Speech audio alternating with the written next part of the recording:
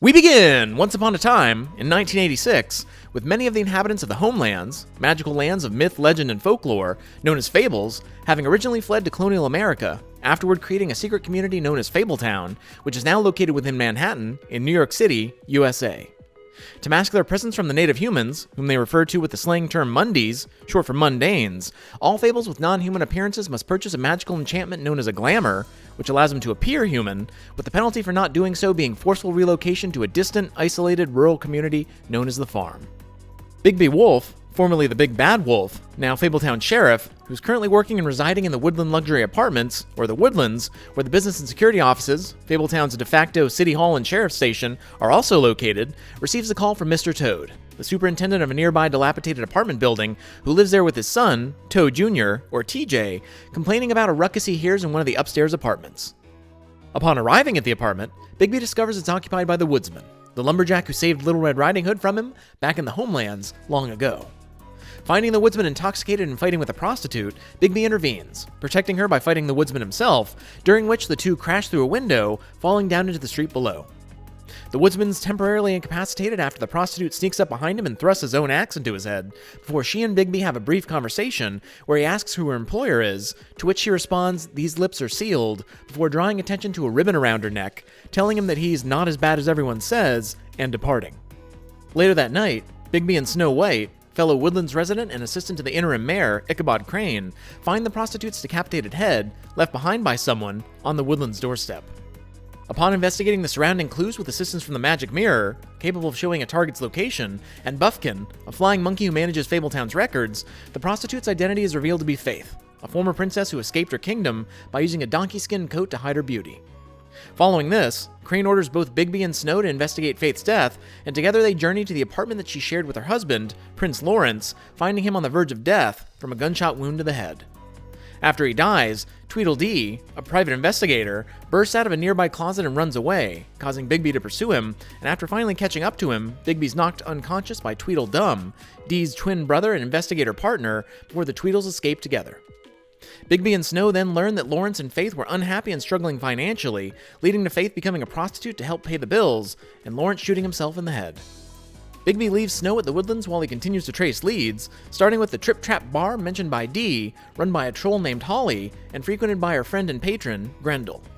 Returning to the Woodlands, Bigby finds it surrounded by Mundy police, with Snow's decapitated head sitting on the building's steps. Bigby's then taken in for questioning by the police, but Crane uses a spell to wipe the incident from the entire precinct's minds.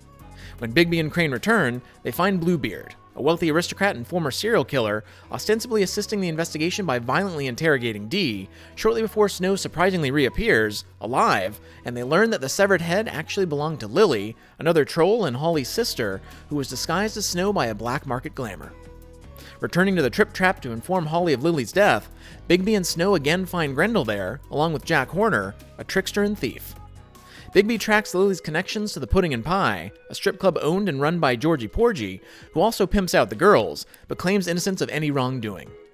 After being assisted by Clever Hans, the club's bouncer, Bigby speaks with Nerissa, the former Little Mermaid, now a stripper and prostitute, who cryptically directs him to a nearby hotel room, where he finds Lily's blood and photographic evidence of Crane engaging in sexual acts with her, while she was glamored to look like Snow.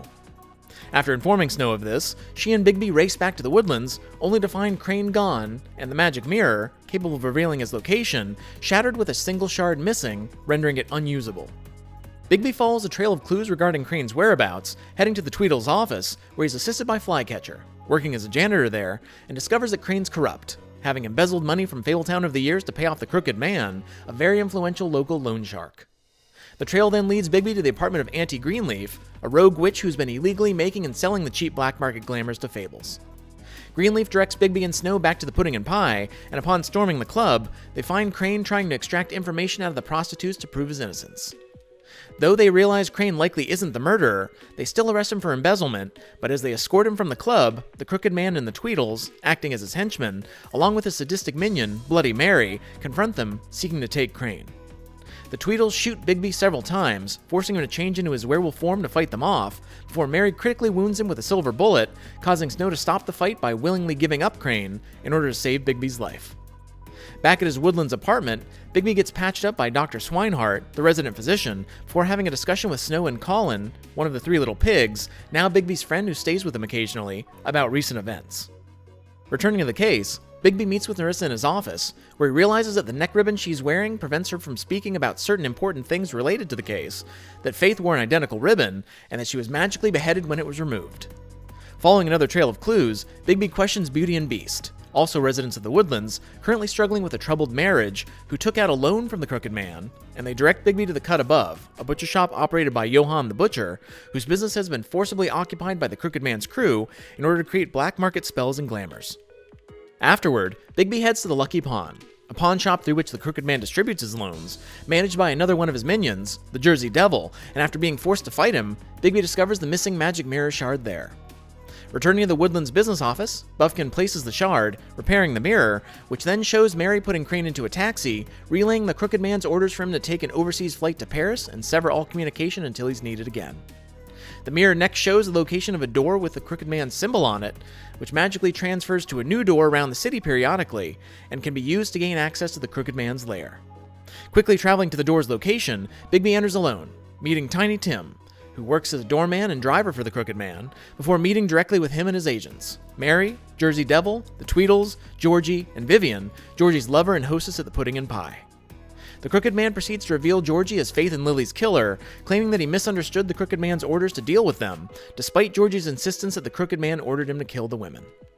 Fighting ensues, forcing Bigby to partially transform to defend himself, with the Crooked Man and Mary escaping through a portal, while Bigby stabs Georgie with his own knife before fending off the remaining henchmen and pursuing Georgie and Vivian through the portal. Catching up to them at the Pudding and Pie, Georgie explains that the Crooked Man ordered him to stop a plan orchestrated by Faith and the other prostitutes to escape their forced servitude.